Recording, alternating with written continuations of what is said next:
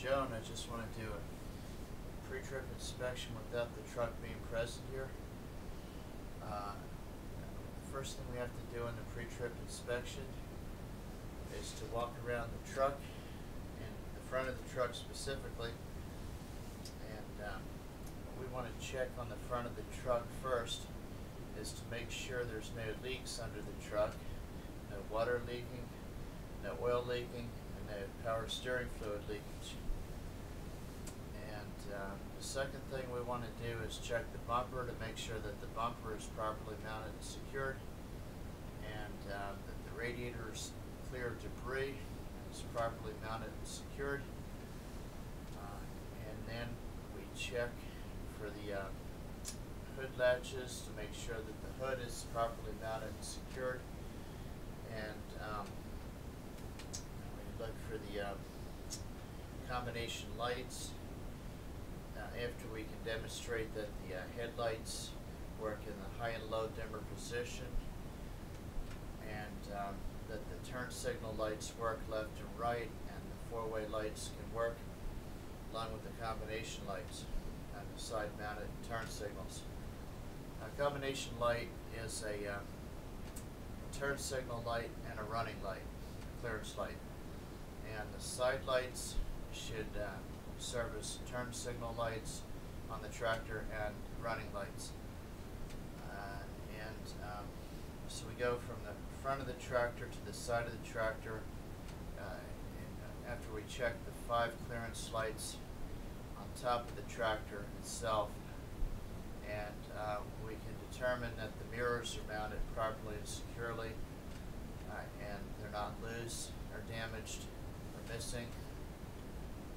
And we check the windshield to see that it's not cracked, has no cracks larger than 1 inch. It's mounted fast and securely with good rubber around it, good seals. And the windshield wipers have also good rubber and have the right tension along the windshield. And all the lighting and mirrors are fastened firmly and securely and are in proper functioning order. Then on the side of the cab, we have the steps and the handholds. They have to be in firmly mounted condition, and the doors have to work. The door latches have to work properly, and the glass in the doors have to work for the windows. The fuel tank should, of course, be mounted securely, and it should have rubber spacers to prevent sparking, and the steps on the fuel tank have to be in good, firm mounted positions, and the catwalk and the battery boxes have to be in firmly mounted condition, properly fastened and secured.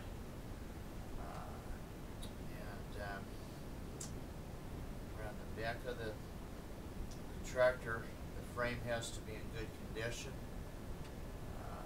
Can't have missing bolts or rivets or dents or illegal welds. The universal joints have to be in good condition. The drive shaft has to be mounted firmly and securely with the rear carrier bearing in the transmission, and the rear oil seal in the transmission has to be in good working order. Wheels themselves, tires have to be inflated to at least 100 pounds on the drive wheels, or steer wheels, I'm sorry, and 95 pounds on the traction wheels, and they have to be one kind of a tire, the radial or bias ply, but not mixed. Front steer tires have to have 4/32 of an inch of tread across the whole tire, and you can't have cuts or tears in the sidewalls.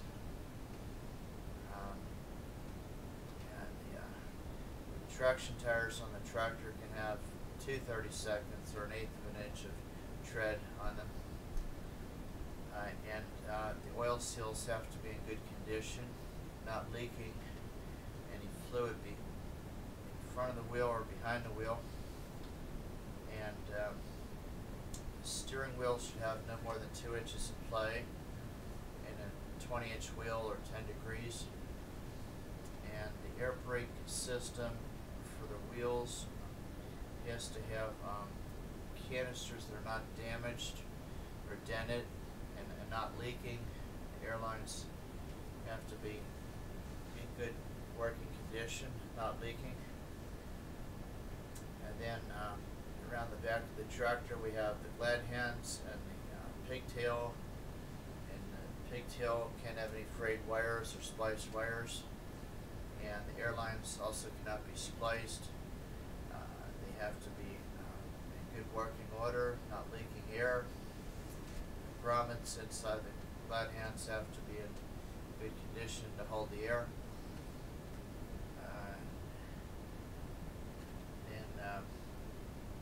We want to check the bolts on the wheels to make sure that the bolts are tight, don't have rust trails or shiny spots.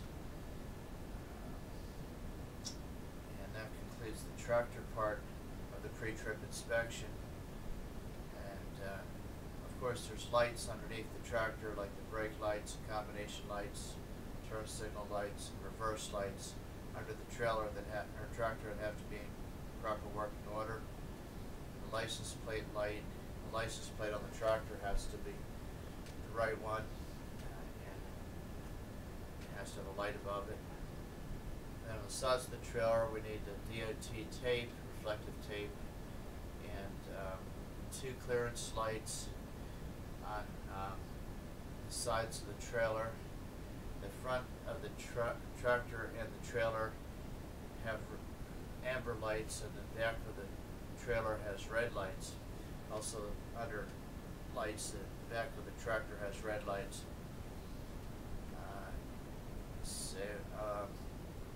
Want to check the trailer the same as the tractor for the air canisters, and we also do want to check the shock absorbers to make sure they're mounted securely, and the leaf springs can't be broken and have to be fastened in a line properly. And shackles and the spring hangers have to be in good condition, not cracked or misaligned. Then air lines underneath the trailer can't be hanging any lower than 18 inches around the tandems.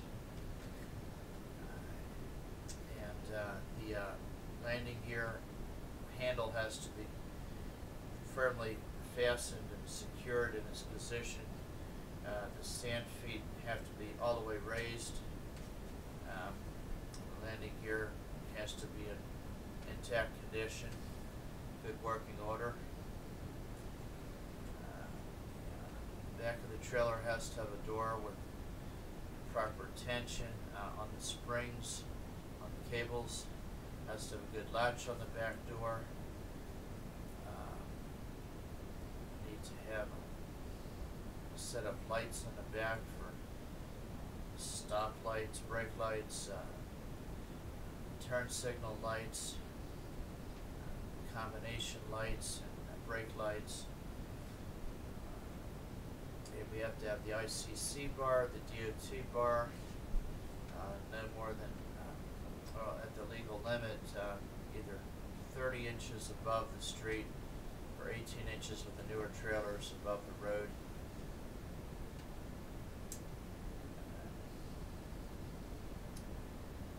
And with that, I'll complete my pre-trip inspection as I know it. Thank you.